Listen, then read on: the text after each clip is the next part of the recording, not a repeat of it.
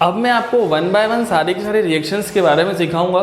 सारे के सारे रिएक्शंस के स्पेसिफिक आपको रिएक्शंस याद होनी चाहिए और सबका आइडेंटिफिकेशन याद होना चाहिए। मैं शुरू से आपको सिखाता हूँ। सबसे पहले मैं आपको सिखाऊंगा कॉम्बिनेशन रिएक्शन।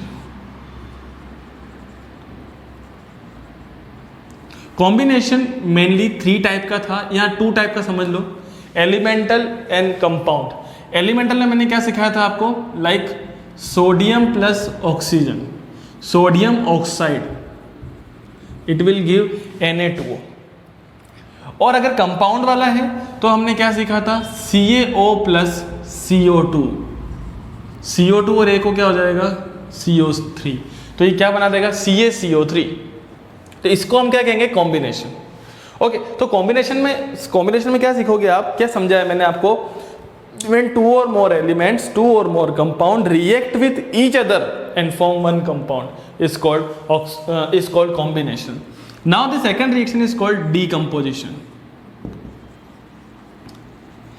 तो decomposition जो रिएक्शन है उसका सीधा का सीधा सा मीन क्या होता है कि अगर कोई भी कंपाउंड ब्रेकडाउन होता है तो वो 2 और मोर सिंपलर कंपाउंड्स में ब्रेकडाउन होता है। when one compound is breakdown by heat, light or electricity, it will convert into 2 or more compounds. The reaction is called decomposition. मैंने 3 चीजों का नाम लिया, हीट, लाइट और इलेक्ट्रिसिटी। अगर कोई भी कंपाउंड हीट की वजह से ब्रेकडाउन हो, लाइट की वजह से ब्रेकडाउन हो या इलेक्ट्रिसिटी की वजह से ब्रेकडाउन हो, तो ब्रेकडाउन होने का सफिक्स मतलब पीछे क्या लगता है, लाइसिस। हीट को दूसरी लैंग्वेज में क्या होता है, थर्मो, तो क्या बोलेंगे इसको, थर्मोलाइसिस। इट इज लाइट को क्या बोलते हैं, फोटोलाइसिस। इलेक्ट्रिसिटी, इलेक्ट्रो, तो इलेक्ट्रोलाइसिस। ओके, तो हीट के लिए मैंने क्या रिएक्शन बताई थी आपको, मैंने बताई थी आपको FeSO4 को अगर हम हीट करेंगे तो क्या बन जाएगा, Fe2O3।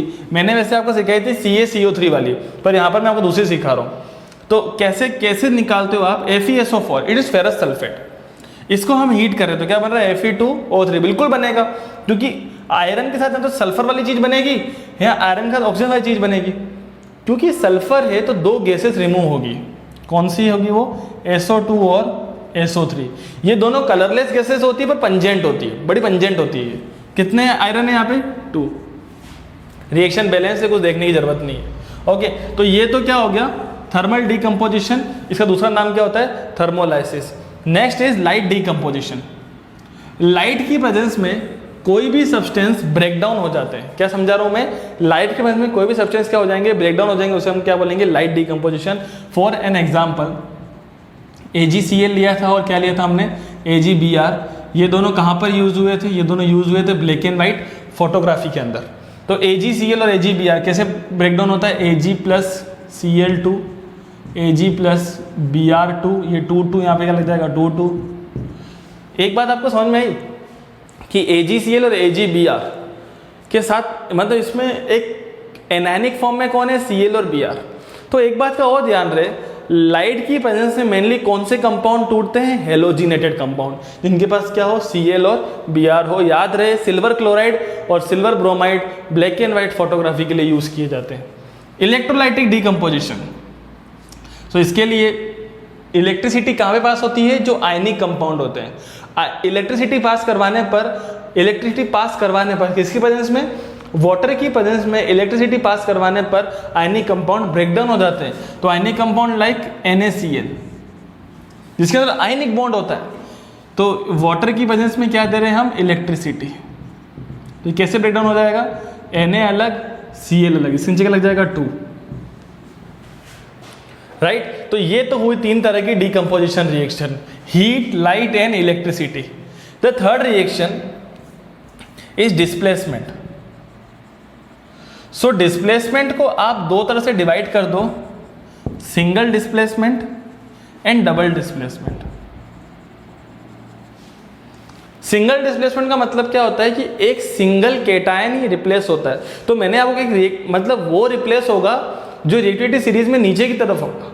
सो highly reactive metal less reactive metal को रिप्लेस कर देगा। ये मैंने आपको सिखाया था और मैंने आपको स्टोरी बना के ही बताई थी कि आपको रिलेटिविटी सीरीज याद कैसे करनी है। बताओ कहाँ से स्टार्ट की थी? पॉट से, और कहाँ खत्म की थी? गोल्ड की रिंग पर। आप पुरानी वीडियो को देख के पूरी की पूरी याद कर लीजिएगा। तो मैंने आपको इसमें एग्जाम्पल कौन सा दिया था? Zn प्लस CuSO4 क्या बनता है? ZnSO4 plus Cu। Double displacement में दो चीज़ों का होता है, लाइक यहाँ मैं ले रहा हूँ सोडियम क्लोराइड और वहाँ ले रहा हूँ पोटेशियम ब्रोमाइड। तो सोडियम इसके Br को ले जाएगा तो क्या बन जाएगा? NaBr। पोटेशियम इसके Cl को ले जाएगा तो क्या बन जाएगा? KCl। So it is called double displacement reaction. मैंने ये भी सिखाया था कि ये जो रिएक्शन होती है इसमें इसको क्या बोलते हैं? More reactive metal displaces less reactive metal from its salt. यहाँ पे क्या होता है? Exchange of ions takes place. Cation of first compound displace anion of next compound, cation of next compound displace anion of first compound. तो अभी तक हमने 4 reaction पढ़ी, इन 4 के अंदर 4 आ जाती है। मैंने क्या समझाया था? कॉम्बिनेशन को हम एक्सोथर्मिक के नाम से भी जानते हैं और डीकम्पोजिशन को एंडोथर्मिक के नाम से जानते हैं। तो जो कॉम्बिनेशन रिएक्शन होती है उसे हम एक्सोथर्मिक, मतलब बहुत सारी कॉम्बिनेशन रिएक्शन, लाइक अगर मैं हाइड्रोजन और आयोडीन को ऐड कर रहा हूं तो क्या बन जाएगा? 2HI, hydrogen iodide. सो इस रिएक्शन के अंदर हीट रिलीज होती है तो हम क्या बोलते हैं यहाँ पे?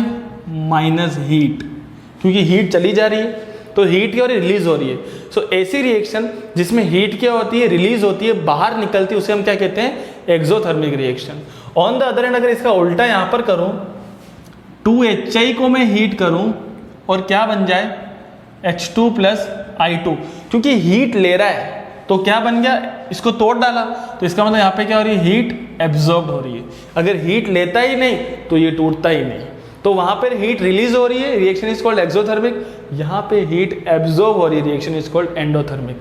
यहाँ पे 2 रिएक्शन और समझते हैं। डिस्प्लेसमेंट के अंदर जो सिंगल डिस्प्लेसमेंट होता है वो रिएक्शन फास्ट होती है, पर डबल डिस्प्लेसमेंट वाली रिएक्शन क्या होती है? स्लो होती है। It mean single displacement seconds में हो जाता है, पर डबल डिस्प्लेसमेंट को होने में मिनट्स लग जाते हैं। नेक्स्ट 2 तरह की रिएक्शन और हमने पढ़ी थी जिसको हम रिडॉक्स के नाम से अगर देवें तो रिडॉक्स के 2 पार्ट हो जाते हैं, ऑक्सीडेशन एंड रिडक्शन। तो जो ऑक्सीडेशन रिएक्शन होती है इसको हम किस तरीके से बोलते हैं? Addition of oxygen, removal of hydrogen, loss of electron. यहाँ पर क्या कहते हैं हम? Addition of hydrogen, removal of oxygen, gain of electron. तीनों का एग्जांपल देता हूँ। एडिशन ऑफ ऑक्सीजन में हमने किसका एग्जांपल दिया था आपको? Mg प्लस O2 क्या बन जाएगा? MgO। Removal of hydrogen, sodium hydride क्या बन जाएगा? Na plus H2। Loss of electron, iron है +2, एक इलेक्ट्रॉन लूज कर जाएगा तो आयरन क्या बन जाएगा? +3। जितने इलेक्ट्रॉन लूज करेगा उतना प्लस बढ़ता जाएगा, जितने इलेक्ट्रॉन गेन करेगा उतना प्लस घटता जाएगा। अगर उधर बात करें तो इसी का उल्टा लिखते हैं। MgO को अगर हम हीट करेंगे तो क्या बन जाएगा? Mg plus O2। Na plus H2 करेंगे तो क्या बन जाएगा? NaH। एंड लास्ट जो आयरन है +3, अगर वो इलेक्ट्रॉन को गेन करेगा तो क्या बन जाएगा? आयरन +2। मैंने बिल्कुल उल्टा काम चलाया उधर। तो आप समझ पा रहे होंगे। रिएक्शन को बैलेंस करता हूँ, यहाँ पे 2 है तो यहाँ पर भी 2 और 2, ये 2 है तो 2 और 2, ठीक है, एज इट इज। अब बात को समझे अच्छे से। एरो के इधर जो होता है उसको बोलते हैं एडिशन, प्लस के साथ। तो प्लस O2 है तो addition of oxygen is called oxidation. उधर प्लस H2 है तो removal of hydrogen is also called oxidation. उधर होना तो रिमूवल, पर प्लस भी है। इधर ध्यान दो फिर से। अब उधर चला गया O2 तो क्या बोलेंगे? Removal of oxygen is called reduction, पर प्लस H2 यहाँ पे आ गया तो addition of hydrogen is called reduction. तो बात समझ में आ गई आपको? Addition of oxygen, removal of hydrogen, oxidation. Removal of oxygen, addition of hydrogen is called reduction. अगर आयरन के ऊपर +2 है और वो अपना एक इलेक्ट्रॉन लूज कर रहा है तो क्या बन जाएगा? +3। क्या बोलते हैं? Less to more is called oxidation. Exam मत लिखना लेस टू मोर, गलत हो जाएगा। और यहाँ पर क्या है? +3 से +2, more to less is called reduction. तो ये पूरा का पूरा मैंने आपको जो सिखाया एक एज ए इंफोग्राफिक की फॉर्म में सिखाया है। आपको पूरा का पूरा टेबल वगैरह की फॉर्म में सिखाया है और एक इंगेजिंग वे में सिखाया है। तो आप इस वीडियो को बार बार देखोगे तो आपको ये पूरा का पूरा थिंग्स याद हो जाएंगी। Thank you very much students.